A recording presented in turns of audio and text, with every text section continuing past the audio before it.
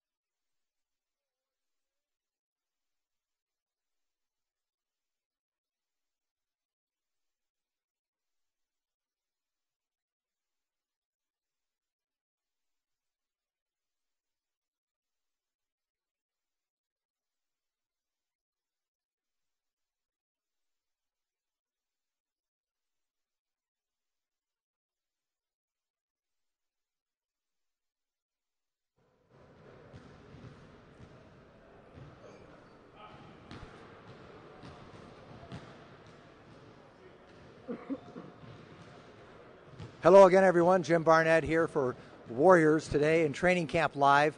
We're going to talk to Festus Ezeli in a minute, and as you notice, I'm wearing that countdown T-shirt, GSW Countdown, 28 days until opening night. We're celebrating. We're giving away lots of things. We're active in the community, and our trivia question each day is going to give a super prize. Today, we're going to give away tickets to a suite at next Monday's game against the Utah Jazz. We'll talk about that later on after our interviews with Festus Ezeli and, of course, Andrew Bogut. Festus, nice to have you here, by the way. Thank you for having me. You know, you're a remarkable story. Here you are in an NBA training camp and essentially never played basketball until 2007. You graduated, by the way, your secondary school in Nigeria at the age of 14. Is that equivalent to high school here in America? It is high school. Secondary school is, I went through all of high school, and yeah, I graduated at 14. I skipped some grades. And then you came over to the United States in 2004. Yes. Never played organized basketball. You were in the Sacramento area. This is a remarkable story. You started playing AAU basketball, and without playing any high school basketball, and all of a sudden you started getting offers to go to college. And how did you start taking the game up? When I came to the States, everybody kept saying, hey, he's tall. You know, I was kind of pressured into it. I was a tall guy walking around, going to the grocery store. Everybody asked me if I played basketball. And my uncle always saw that. He thought it was a good idea. He thought maybe I should play basketball. I started off playing. I didn't really like the game too much when I started. But eventually I picked it up and I started to enjoy it. And now I'm lucky enough to be able to play for a living. Well, you had some offers and you chose Vanderbilt and you stayed there for 4 years, became the all-time shots block leader. And by the way, I don't think they're looking for you to provide a lot of offense on a team that the Warriors have that, but you did start coming around, increasing your scoring average. Your junior year, you averaged double figures, and it was going up each year. Obviously, you were slowed by that knee sprain your senior year, missing the first 10 games, put you behind. But are you eventually looking to score a little bit more, but are you right now just thinking about the defensive end of the court? Well, that is what I was drafted for, is defense. It's what I bring to the floor, it's what I bring to the team, but I can score as well. I'm not just a defensive body. I can score on the block. I can work. I got some post moves. I can score on the block. But what I bring to the team right now that's going to help this team is defense. You know, we already have a lot of scoring. I mean, we have tons of shooters. You know, I don't think I've seen Steph miss since I've been here. He has not missed a shot since I've been here, so it's kind of crazy to see. So I'm not really worried about my offense too much. I'm more working on my defense in the ways that I can help the team. When I think of you for having the little experience that you do have, and I know what the jump from college to the NBA is like. It's a tremendous big jump there. What's it like for you in training camp right now? What's this training camp like for you when you're out there? Training camp is a lot of learning. It's a lot of things being thrown at you. You know, this is an advanced level. You know, there's different rules, so there's different things you have to learn and be aware about. But I mean, it's just basketball. We just come out and play. It's just different. I mean, it's a lot of plays you have to learn. It's a new team, and you have to learn to be around your new teammates. But other than that, it's just, it's still the same basketball. And it's we're just making it every day. Are you surprised, though, at the speed, the quickness of these players at this level? Yeah, of course. Yeah, these are the best players in the world. You know, I'm not really surprised because I've seen it on TV. But when you play in person, it's kind of, at first it's a little overwhelming. But as you play, it begins to slow down a little bit. Have you had a chance to talk to any coaches? Did they take you aside and talk to you? Yeah, every day. What are they telling you? The coaches work with us every day. I mean, we have so many coaches here, and everybody, they all are they're very knowledgeable of the game, you know, and so they all have things that they know that I can work on, which is really good because I really enjoy knowing things that I need to work on because that's how I get better, and that's how I'm going to be here. That's how I'm going to stay in the NBA is by getting better, you know, so. The coaches have been helping me with my defense, have been helping me with my offense, have been helping me with plays. I'm watching film. I mean, just everything. So it's kind of a full-time job right now. Oh, yeah, it is. I mean, it's my job now, so I take it very seriously, and I feel like I'm very blessed. I am very blessed. What are your short-term goals? I would think that you have, coming from your position and everything, short-term goals and you'd have long-term goals. Right now you're thinking short-term goals. Can you differentiate between those two? What are your short-term goals right now? Well, I have some short-term goals. One I will share with you is I want to be able to contribute this season. So by that I mean I want to be able to play. I want to earn some minutes in training camp. So I come out here busting my butt every day, just wanting to get better, and so I can get on the court, so I can play and help this team. I have some others, but I don't really want to share those because it's a little personal. But yeah, that's my main one. When you're going against experienced NBA players, I know Andrew Bogut's been limited in some of the practice sessions, but you're going against Andrew Bogut, you're going against Jeremy Tyler. What's it like? Is it very different than college, or did you meet players in college of equal caliber? In the SEC you had a lot of talented guys, but at the same time, you don't play these talented guys every day. Over here, I'm playing against, like I said, they're the best players, and so I'm playing against them every day. So it forces me to push myself every day. Back in college, you had off nights sometimes. You had some games where it wasn't as tough or the guys weren't as talented. But here, it's every night and it's constant. So that is different. The talent level is totally different. With a little bit of free time, I know you probably take a nap or two. I always did that. I always do that. 2 days. But are you hanging out with one of your college teammates, Lance Goulbourne? Yeah, of course. Yeah, free agent signee. Right. He is new here, and just trying to make him at home. That's my man. We were together for 4 years. Been through a lot of battles. And I just trying to make him feel at home here. I'm close to here. I live close to here, Sacramento, so I feel at home here. And he's far away. He's from New York, so I gotta at least help my man out. Yeah, you both majored in economics, by the way. Right. Yes. So you talk a little politics?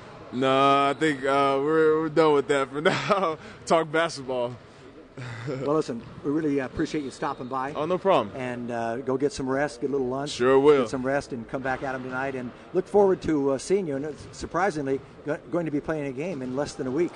I'm very excited. It's kind of crazy to think about it, but I'm excited. I can't wait. Would you like to get some minutes against Dwight Howard in the first NBA exhibition game? I would love to. It's a dream come true, so I would love to start playing whenever I can. All right, we'll see you this weekend. Thank you. I want to remind everybody that the Warriors 2012-13 season tips off soon, and is in fact 28 days. And opening night Lakers 4-packs are now available. Secure seats for opening night and the Lakers' first appearance of the season, plus matchup with the Brooklyn Nets and the Orlando Magic. Brooklyn, of course, with that dynamic backcourt duo, Darren Williams and Joe Johnson, acquired in the offseason from Atlanta.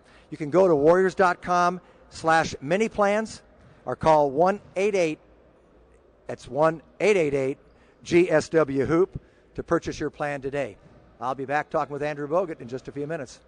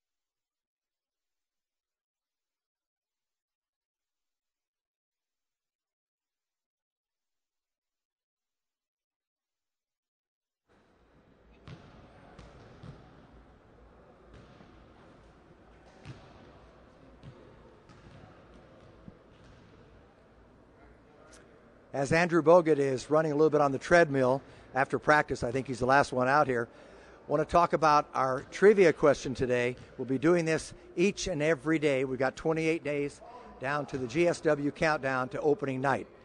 Today, a really special treat for you. The first two people to tweet the answer to today's GSW countdown trivia question will win 8 sweet tickets, that's 4 each, for Monday's first preseason game. That's against the Utah Jazz. You must be 18 years old and live within 75 miles of Oakland. With all that said, here's today's challenge. Using the hashtag GSW Countdown, tweet at Warriors with the answer to this question. The Oakland Zoo recently named one of its new animals Bogut. What kind of animal is it? I'll repeat that question. The Oakland Zoo recently named one of its new animals Bogut. What kind of animal is it? Tweet your answers to at Warriors, the hashtag GSW Countdown. We'll be back with Andrew in just a few minutes. Live streaming coverage. Stay with us.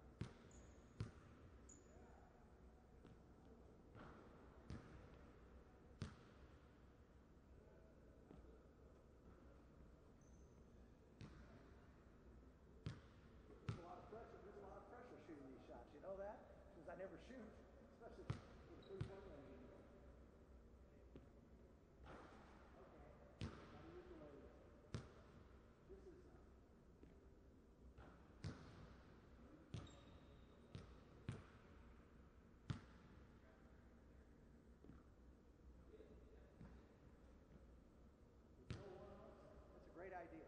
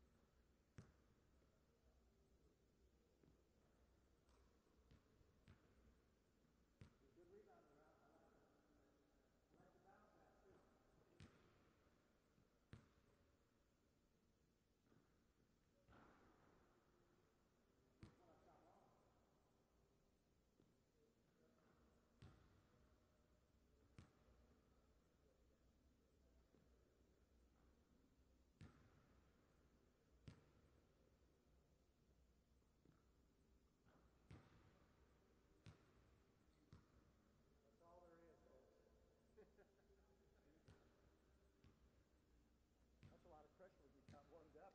You go through trees, and my legs are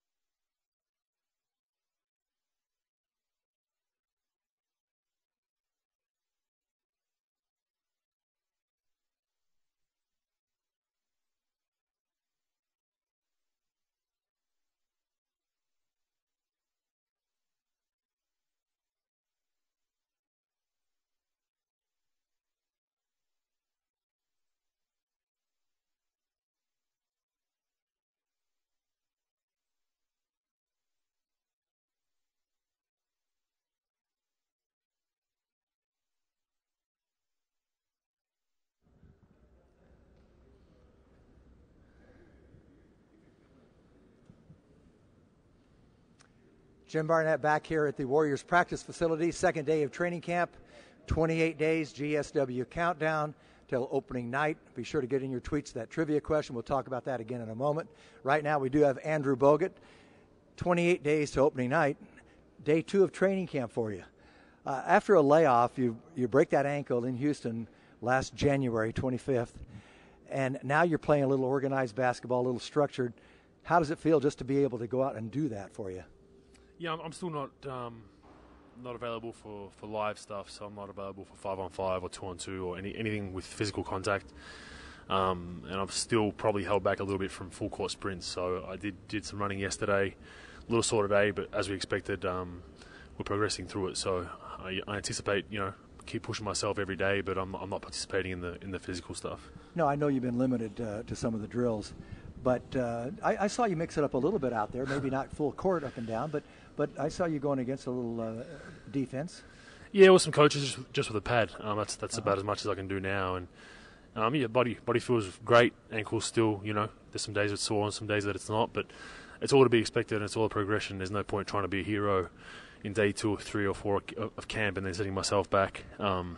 Similar to the situation Steph had last year, want to make sure that it's 100% before we get back on the floor.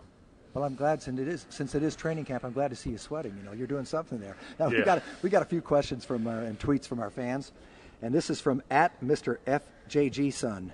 Will you be rooting for the Athletics in the playoffs?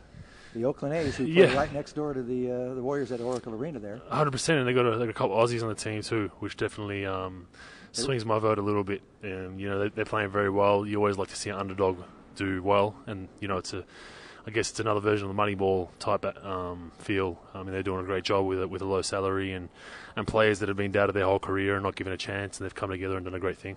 Yeah, your two Aussies, in fact, Travis Blackley started the game last night. Grant Balfour finished the game, and tonight's a really big game for him. So you do follow them. Yeah, as much as I can. I mean, I spoke to Travis a couple of times via Twitter, and we're trying to catch up for a coffee when things for them settle down a little bit. Trying to get out to an A's game, but time right now isn't available to get to a game. But hopefully they do well.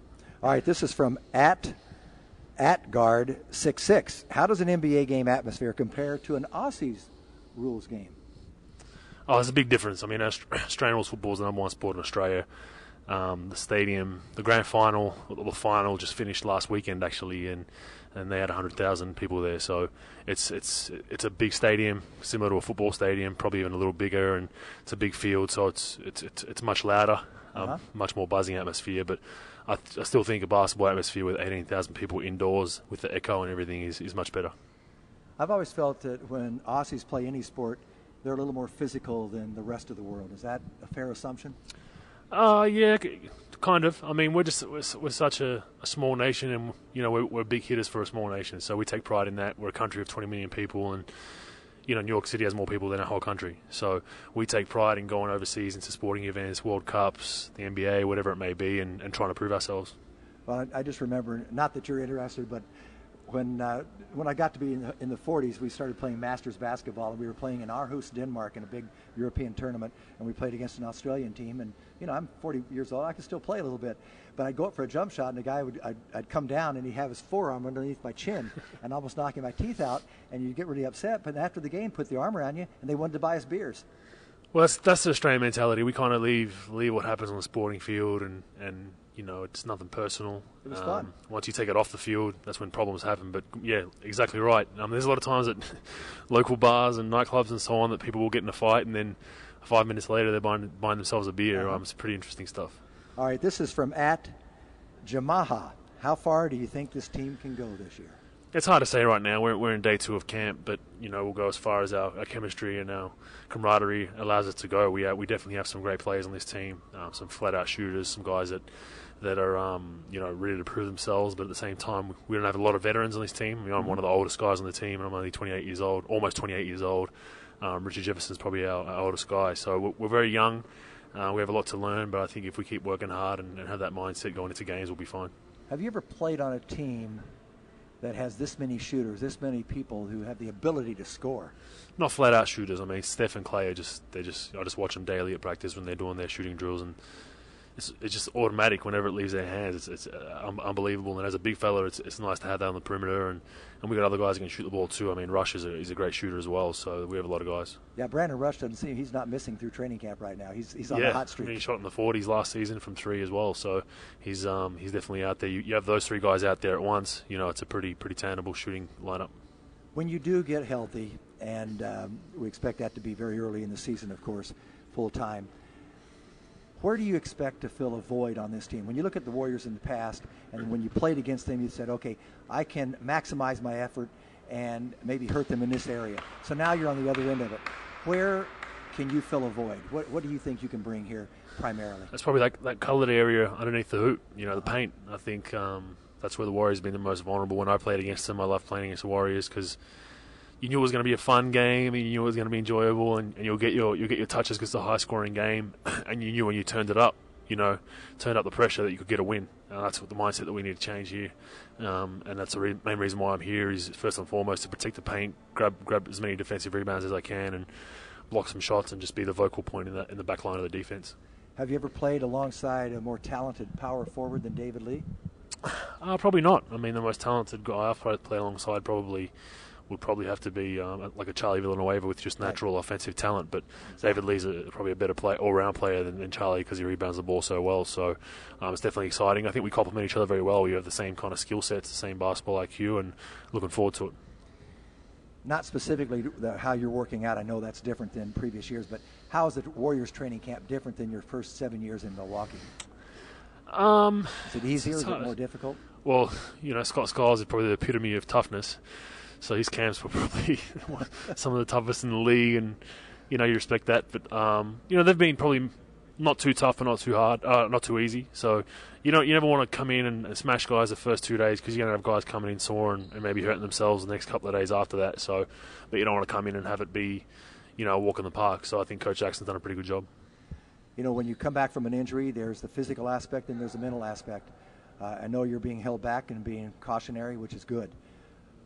Any reservations mentally for you, or do you're just getting ready to go, and if they said, hey, go out and play 30 minutes, mentally you think you could do it? Not today, no. No, not today. There's no way. I'm not ready to play an NBA basketball game today. Probably not next week and probably not the week after, but the key for us is that 3rd and 4th week of October is being ready to play an NBA basketball game. The mind is a very powerful thing, as as we all know, and that's probably the biggest thing for me now is just making sure that I'm confident, putting all the pressure and all my weight on that ankle without anything happening. Well, I'll tell you what, Andrew, it's just good having you here, and we wish you speedy success in getting there. But like you say, you want to be very circumspect in your decision with that, and I know the medical staff is doing the right thing for you. But it's nice to see you out there and bring size to this team. Thank you. Looking very much forward to having you on this roster this year. Cheers, thanks. And years to come. Thanks. All right. That's Andrew Bogut. We'll talk about that trivia question once again. We hope you've tweeted in, because you can win tickets to a suite for next Monday night's game against the Utah Jazz. Today's trivia question. See you tomorrow.